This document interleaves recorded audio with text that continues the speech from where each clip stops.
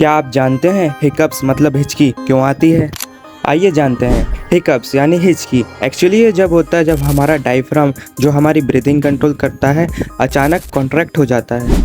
इसके बाद vocal cord अचानक बंद हो जाता है और हिक का साउंड आता है। ये कॉन्ट्रैक्शन जब होता है जब हम बहुत फास्ट खाते हैं या कार्बोनेटेड ड्रिंक्स पी लेते हैं या स्पाइसी फूड खा लेते हैं। कभी कभी स्ट्रेस या एक्साइटमेंट भी ट्रिगर कर सकता है। क्विक टिप, अगर आपको हिकअप्स आए तो पानी छोटे छोटे सिप में पिएं, काम करेगा। अगर आपको पता है लॉन्गेस्ट हिकअप रिकॉर्ड किसने बनाया है तो कमेंट में ज़रूर बताएं।